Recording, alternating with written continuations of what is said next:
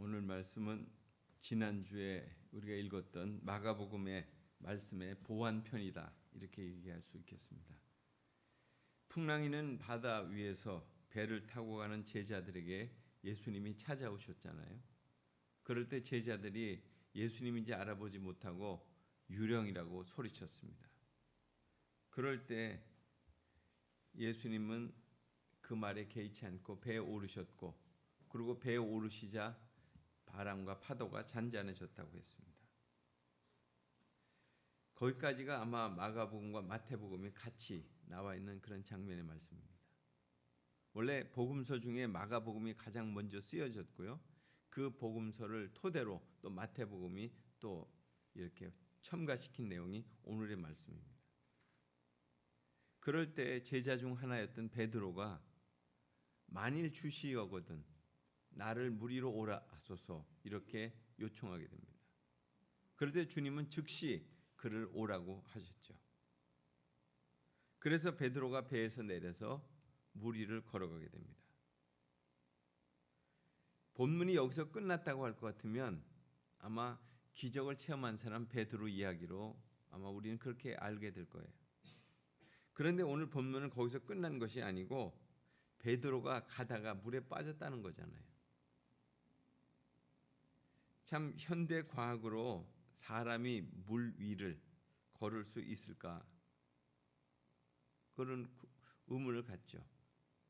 또 세상에 그런 일이 있었다, 그런 거 들어보시지 못하셨잖아요. 이스라엘의 그 사해라고 하는 그 호수가 있는데 사람이 그에 그 몸이 뜨는 바다예요. 호수입니다. 그러니까 사해의 염도는 일반 바닷물에 비해서 10배 정도가 더 세다는 거예요. 그래서 물 1g당 1리터당 275g의 소금이 함유되어 있다는 거예요. 그래서 가면 수영 못하는 사람도 절대로 가라앉지 않는 거예요. 그냥 뜨는 겁니다. 그래도 사해에서 두 발을 딛고 물 위에 이렇게 걸을 수는 없습니다. 그냥 들어 누웠을 경우에 가라앉지 않는다는 거죠. 그러니까 물 위를 걸을 수 있는 방법은 딱 한 가지 있는데 물에서 빠른 속도로 걸어가는 겁니다. 그러니까 과학적으로 시속 108km로 그렇게 달리면 물 위를 걸을 수 있다는 거예요.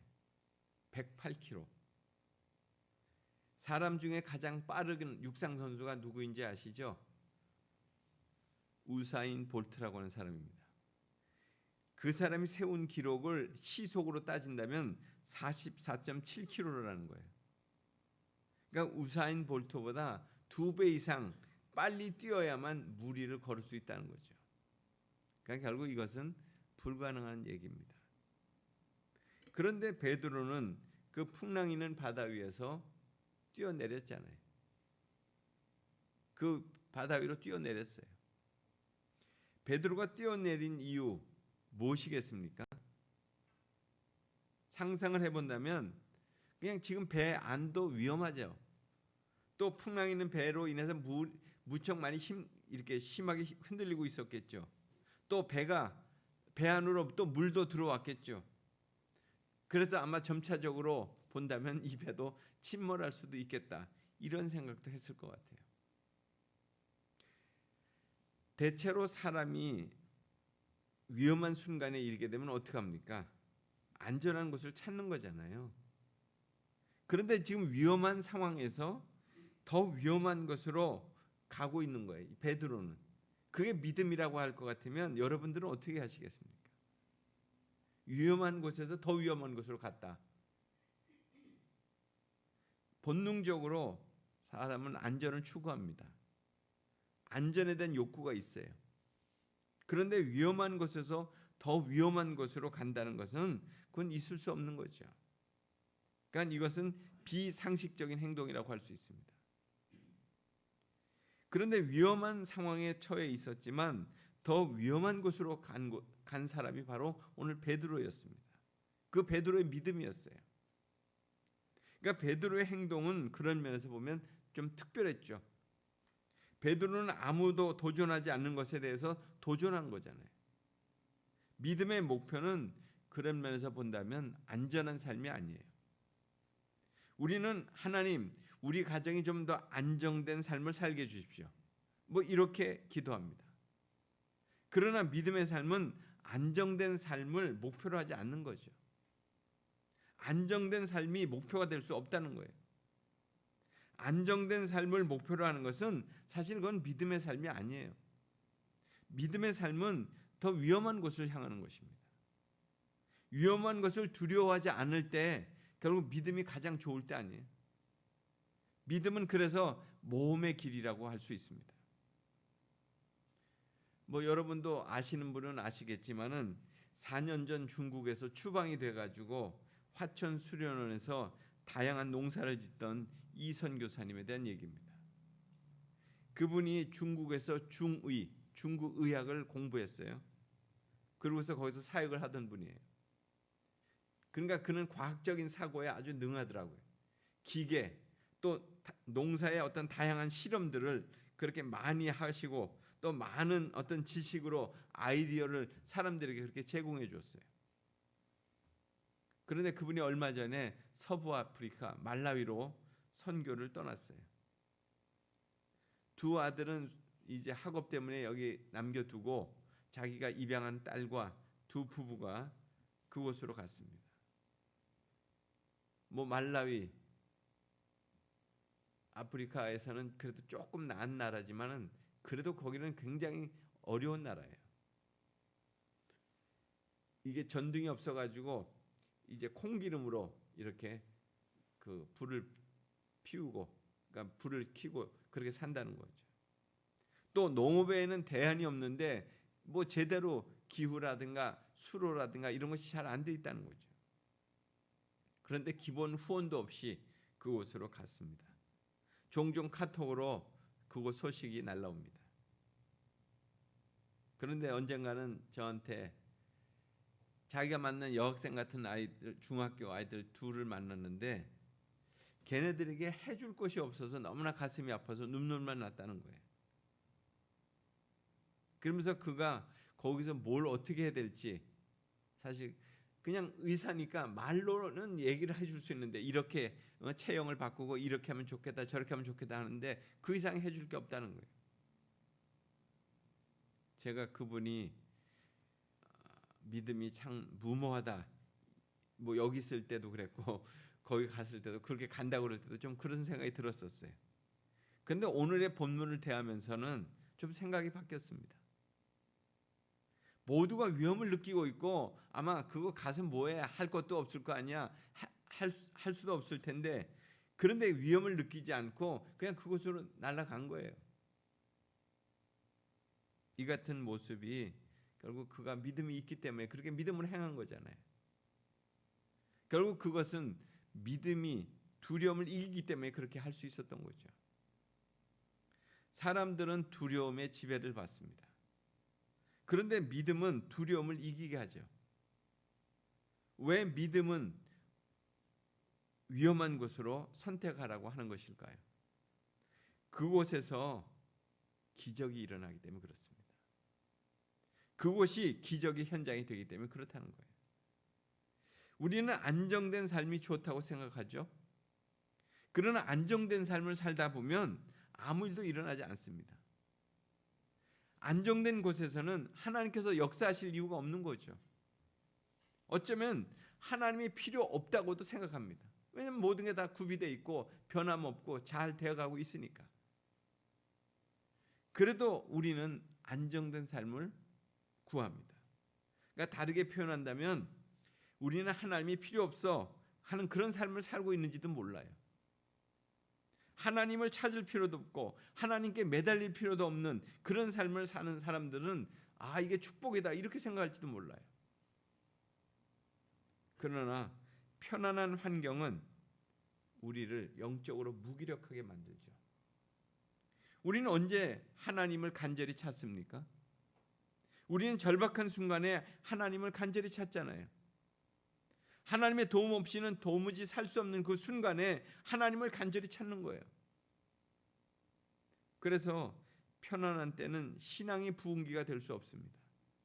힘들고 어려운 순간, 또 인생에서 가장 위험한 순간이 하나님을 간절히 찾는 순간이요, 그때가 신앙의 도약기라고도 할 수 있습니다. 지금 풍랑이는 배 안에 있는 사람들 아마 안전을 원했죠.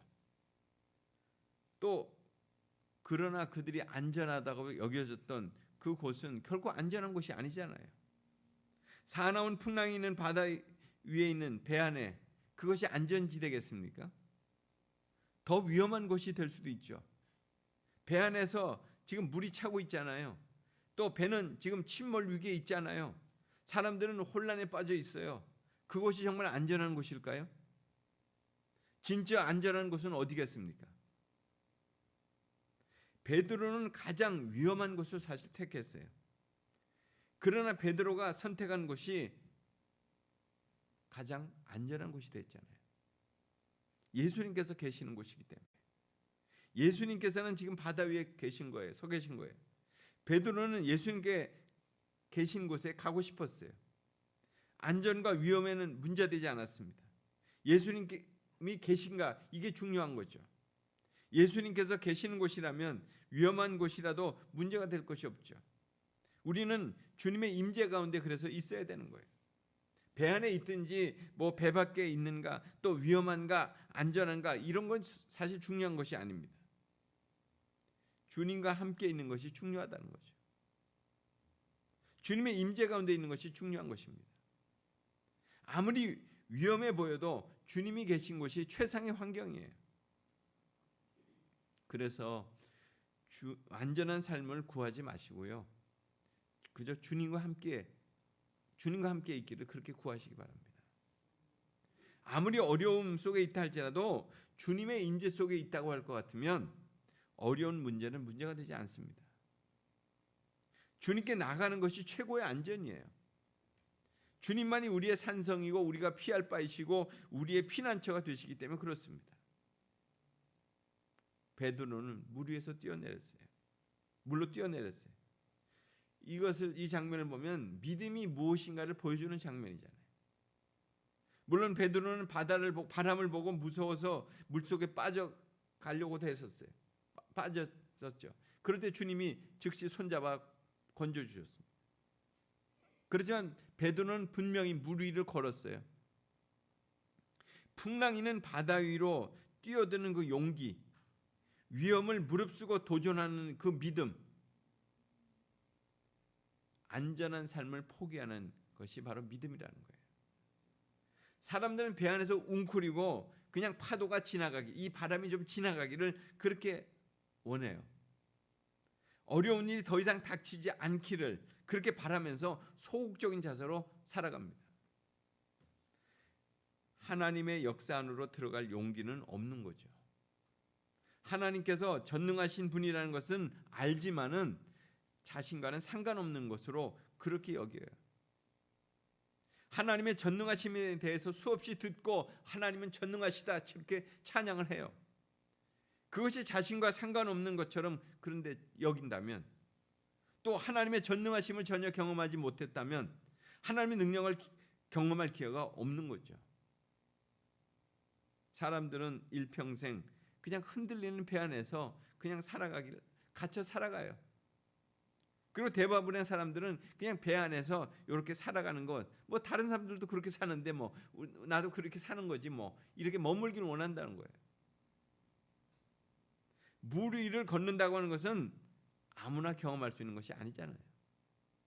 사람들은 믿음을 말하지만 믿음의 삶을 분석하고 설명하고 다른 사람에 대한 믿음에 대한 얘기를 하고 듣고 토론하고 이런 걸로 만족해요. 그러면서 자신은 그냥 배 안에 있기를 원한다는 거예요. 다른 사람들이 물로 뛰어 들어가는 것을 구경할 뿐이죠. 때로는 물로 뛰어드는 사람들을 비난하기도 해. 저렇게 무모하다고. 기적을 원하신다면 기적이 일어날 상황으로 들어가야죠. 안전한 삶을 추구한다면 그건 하나님을 경험할 수 없습니다. 복잡하고 어려운 환경으로 자신을 밀고 들어가야 되는 거예요. 평범한 삶을 넘어서 비범한 삶을 살려면 모험을 해야 되는 거예요. 베드로는 주님께 나를 명하사 무리로 오라 하소서 이렇게 말했어요. 그러니까 주님께서 베드로에게 오라고 하시자 베드로는 바로 배에서 내렸어요. 베드로는 주님께서 책임져 주시도록 배에서 내렸어요. 믿음은요, 고백하는 것으로 끝이는 것이 아니에요. 자신의 삶을 안전지대 밖으로 내던져서 믿음을 입증하는 것입니다. 그것이 믿음의 진정한 고백입니다. 불가능한 일에 몸을 던지는 것이 믿음이에요. 베드로의 그 믿음의 행동은 하나님께서 책임지실 수밖에 없었잖아요. 바로 이런 상황에서 기적이 일어난 거죠. 기적이 일어날 만한 상황이 있습니다. 불가능한 상황에서 기적이 일어나는 거예요. 사람의 생각으로는 불가능하다고 생각되는 그 상황에서 기적이 일어나는 거예요. 믿음은 위험한 일에 몸을 던지는 겁니다. 믿음으로 살아가는 사람들은 위험한 삶을 살아가요. 벼랑 끝으로 이렇게 가는 거죠. 위험한 삶 속에서 기적이 일어납니다. 그러니까 믿음은 고백하는 것이 아닙니다. 묵상하는 것도 아닙니다. 생각하는 것도 아닙니다. 토론하는 것도 아닙니다. 나누는 것도 아닙니다. 믿음은 행동하는 것입니다. 거기서 기적이 일어나기 때문에 행동하는 신앙을 소유하시게 되기를 축원합니다. 그래서 기적을 맛보시게 되기를 원합니다. 베드로의 행동에서 오늘 눈여겨봐야 될 부분이 있는데요. 베드로가 무조건 물로 뛰어든 거 아니에요. 베드로는 예수님께서 나를 명하사 무리로 오라 하소서 이렇게 말했어요. 베드로는 먼저 믿음의 소원을 가지고 예수님께 요청했습니다. 그러니까 성경에서 역사가 일어나는 광경을 보면 우리 마음에 갈망이 일어나야 돼요. 갈망이요. 그러니까 우리는 성경에 대해서 이런 일이 일어나는데 우리의 삶에서도 그런 일이 일어나기를 원합니다. 이렇게 기도해야 되는 거예요. 말씀도 그렇게 역사하셨는데 오늘 내 삶에도 그런 역사가 일어나기를 원합니다. 이렇게 구해야 되는 거예요. 믿음은 영적인 갈망과 기대감을 일으킵니다. 다르게 살고 싶은 그런 열망을 갖게 해요. 그래서 시시하게 살고 싶지 않습니다. 세상 사람들과 다르게 반응하며 그렇게 살고 싶어 해요. 오늘 본문이 우리에게 주는 메시지는 무엇입니까? 하나님께서는 믿음의 삶을 사는 사람들을 새로운 삶으로 이끌어 가신다는 거예요. 예상 가능하고 판에 박힌 삶을 살아가는 것이 아니라 전혀 새로운 방식으로 이끌어 가시기를 원한다는 거예요. 하나님은 우리의 삶을 그렇게 끌어가기를 원하시는데 우리는 절대로 벗어나지 않으려고, 절대로 거기를 이탈하지 않으려고 이렇게 가는 거예요. 믿음 생활을 하다 보면 사람들은 자기 나름대로 자기의 삶의 경계를 그어놓고 그 속에 갇혀서 살아가고 있습니다. 자신의 사고방식으로 경계를 그어놓고 그 안에 자신을 가두어놓고 거기서 벗어나지 않으려고 그렇게 살아가요. 자신의 삶이요 무너지고 쪼그라들고 깨지려고 해도 절대로 거기서 벗어나지 않는, 그걸 붙들고 깨진 그 삶을 붙들고 그냥 살아가려고 해요. 자기 스스로 그어놓은 경계에서 벗어나지 않으려고 해요. 위험 요소가 조금이라도 보이면 가까이 가지 않으려고 합니다. 그것이 믿음일까요? 믿음은요, 선을 넘는 거예요. 자기가 만들어 놓은 그 틀을 깨고 나오는 거예요. 베드로는 예수님께 나를 명하사 무리로 오라 하소서 이렇게 말했어요. 베드로는 기막힌 발상을 한 거죠. 다들 배 안에서 벌벌 떨고 두려워 있을 그때 아무도 생각하지 못한 것을 베드로는 지금 생각한 거잖아요. 그런 면에서 본다면 오늘의 그 본문은 굉장한 상징적인 사건이에요. 초창기 1세기, 지금 2000년대잖아요. 이 1세기의 그리스도인들이 바로 이런 시대의 흐름을 거부했던 사람들입니다. 그들은 예수님을 자기의 구주로 선택하는 순간 그들은 다 배 밖으로 나왔어요. 더 이상 우리는 그렇게 살지 않겠다고 했어요. 생존의 위협을 느끼면서도 위험한 삶을 선택했어요. 그러니까 그들은 로마의 그 카타콤, 그 동굴 속으로 들어가고 또 사람들에게 멸시천대를 받으면서도 예수를 그리스도로 구세주로 그렇게 믿고 고백하며 그들의 삶을 살았거든요. 그들이 예수 그리스도를 선택한 것은 세상으로부터 등을 돌린 거예요. 지금도 이스라엘은 1%가 안 되는 거예요. 그리스도인들이. 물로 뛰어드는 거예요. 그 시대에는 믿음의 길을 선택하는 것이 물로 뛰어드는 거였어요. 이것이 1세기 그리스도인들이 선택한 삶이었습니다. 그들은 위험한 곳으로 뛰어드는 거죠. 우리는 어떻습니까? 안전한 삶을 구하십니까? 남들이 보기에 무모해 보이는 일을 믿음으로 시도하는 용기가 정말 여러분에게 일어나게 되기를 기도합니다. 주님께서 들으시고 참으로 기뻐하실 만한 그런 일들을 한번 구해 보시기 바라요. 얼마나 우리의 삶이 침체되어 있고 정말 어떻게 보면 나약해져 있고 그리고 거기에 두려움에 사로잡혀 있습니까? 예수님께 나를 명하사 물 위로 오라 하소서 그렇게 베드로가 말했잖아요. 그때 주님께서는 베드로의 그런 요청을 들어주셨어요. 오라, 베드로에게 오라, 즉시. 예수님께서는 오늘날에도 베드로와 같은 사람을 보시길 원하시는 것 같습니다. 전혀 다른 세계에서 전혀 다른 것을 체험하기를 원하시는 거예요. 차원이 다른 삶을 경험하기를 원하시는 거예요. 믿음은 다르게 살고 싶어하는 사람들의 소원을 일으킵니다. 그리고 그 소원만큼 기도하게 해요. 예수님께서는 베드로에게 빨리 응답하셨어요. 지금까지 한 번도 해보지 않는 기도를 한번 여러분 해보시기 바랍니다. 경계를 허무시길 바랍니다. 무모해 보이는 그런 일들에 한번 도전하고 가시기 바랍니다.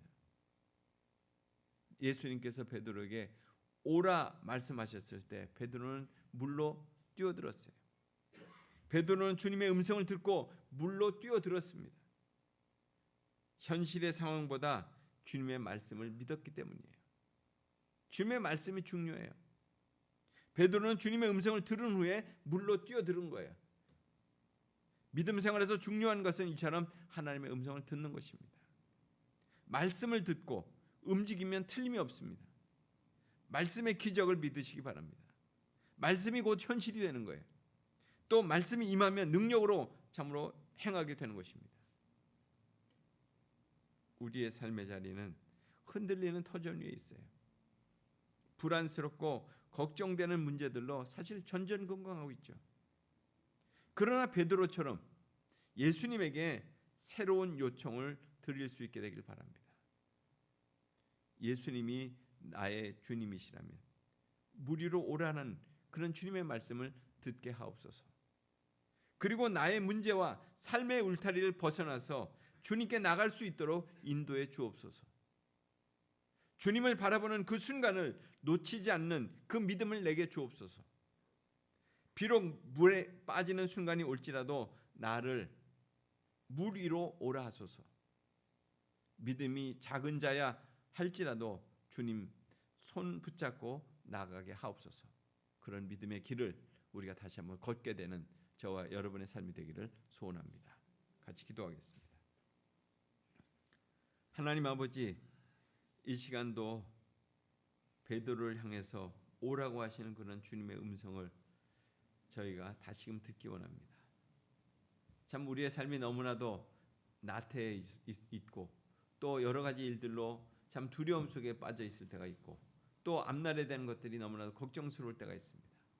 하나님, 그런 우리의 삶이 배 안에서 갇혀져 있는 이 파도와 이 두려움들이 사라지기만을 기다리는 그런 삶이 아니라 이제 배 밖으로 주님께 요청하고 주님의 음성을 듣고 그리고 배 밖으로 뛰어나갈 수 있는 그런 베드로와 같은 믿음을 갖게 하여 주옵소서. 모두가 다 주저하고 있을 때 하나님, 우리가 살아있는 생동하는 믿음을 가지고 행하는 자로 살게 해 주옵소서. 예수님 이름으로 기도드리옵나이다.